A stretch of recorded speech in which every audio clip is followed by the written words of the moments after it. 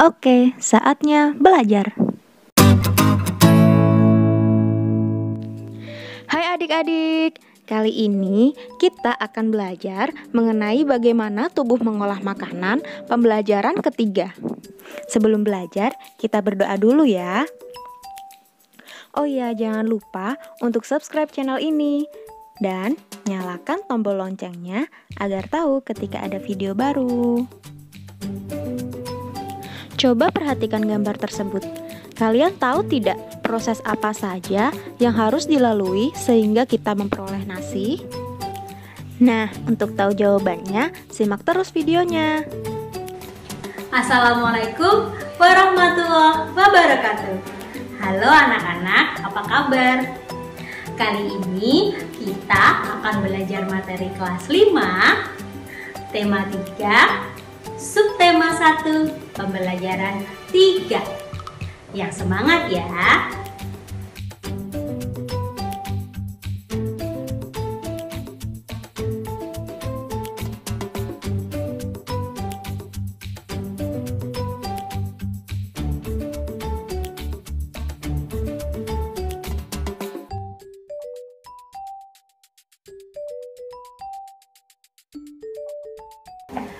Anak-anak, tubuh yang sehat ditunjang oleh makanan yang sehat. Kalian masih ingat apa itu makanan sehat? Makanan sehat adalah makanan yang mengandung semua zat gizi yang diperlukan oleh tubuh. Tidak ada satu jenis makanan yang dapat memenuhi semua zat gizi yang dibutuhkan oleh tubuh kita. Itulah sebabnya makanan kita haruslah bervariasi. Ada nasi, lauk, sayur, buah-buahan, dan susu sebagai penyempurna. Setiap hari, ibumu pasti memasaknya selalu berganti-ganti menunya kan? Dari mana ibu memperoleh itu semua? Dari mana anak-anak? Ya betul, dari pasar. Di sana, ibu bertemu dengan banyak orang. Ada pedagang sayur, ikan, tempe, tahu, dan lain-lain. Tanpa mereka, ibu tidak dapat memperoleh semua bahan makanan yang dibutuhkan. Pertemuan antara ibu dengan para pedagang di pasar ini merupakan salah satu contoh interaksi sosial. Kalian tahu tidak apa itu interaksi sosial? Mari kita pelajari.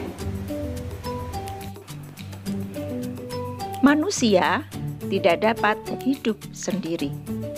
Manusia selalu membutuhkan orang lain. Itulah sebabnya manusia disebut sebagai makhluk sosial. Sekarang renungkanlah saat kita makan sepiring nasi. Mampukah kita mendapatkan sepiring nasi tanpa peran orang lain?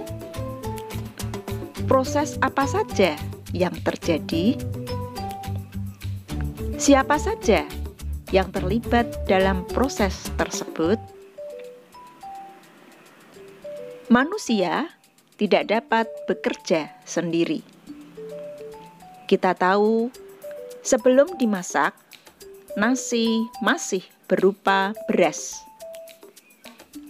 Beras berawal dari tanaman padi.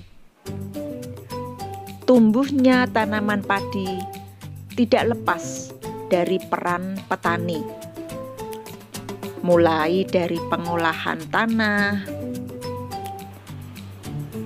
penanaman, bahkan sampai panen. Seorang petani tidak bekerja sendiri, tetapi akan melibatkan petani lainnya. Setelah padi dipanen, padi akan dikupas kulitnya untuk diambil berasnya. Agar beras bisa sampai ke konsumen, dibutuhkan peran pedagang. Dari pedaganglah ibu mendapatkan beras.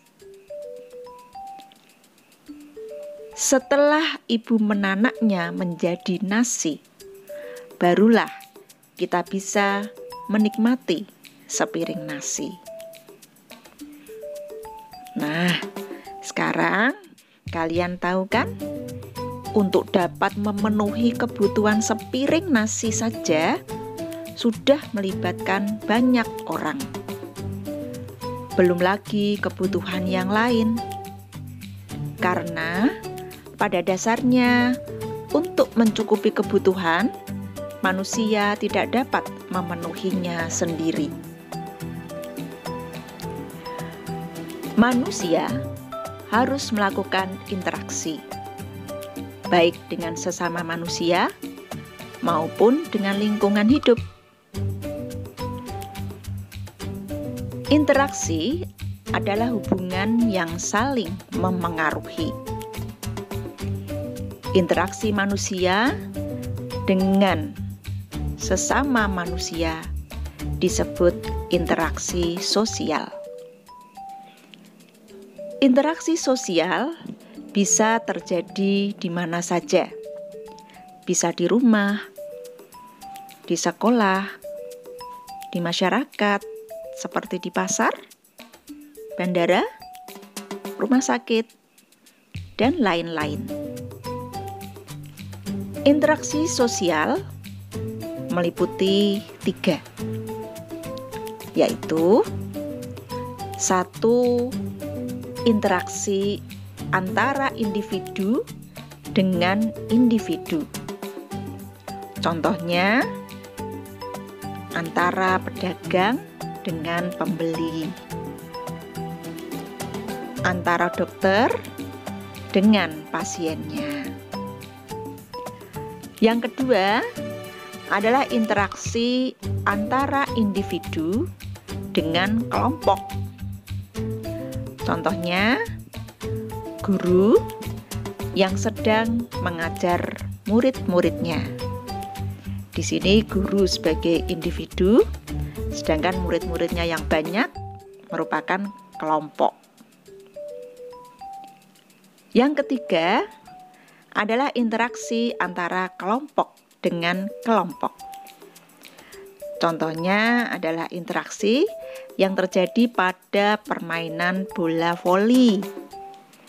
Jadi antara tim yang satu, kalau bola voli kan ada 6 ya pemainnya. Jadi satu tim yang satu ada 6, yang satunya lagi ada 6. Jadi ada interaksi antara kelompok dengan kelompok. Sedangkan interaksi dengan lingkungan hidup merupakan interaksi antara manusia dengan lingkungan yang terbentuk secara alami. Gunung, sungai, laut, rawa merupakan contoh-contoh lingkungan alam. Kalian masih ingat tadi kan saat petani di sawah?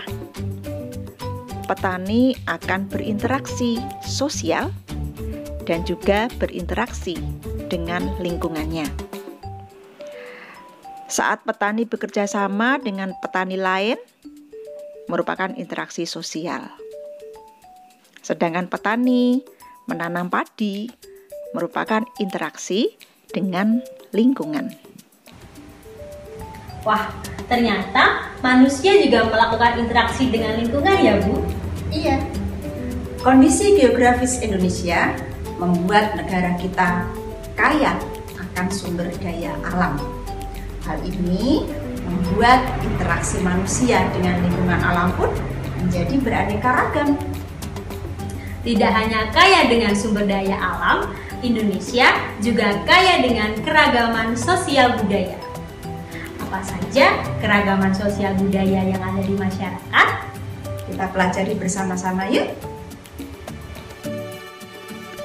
Keragaman sosial budaya di masyarakat meliputi 1. Keragaman suku bangsa. Indonesia merupakan negara dengan jumlah suku bangsa terbanyak di dunia.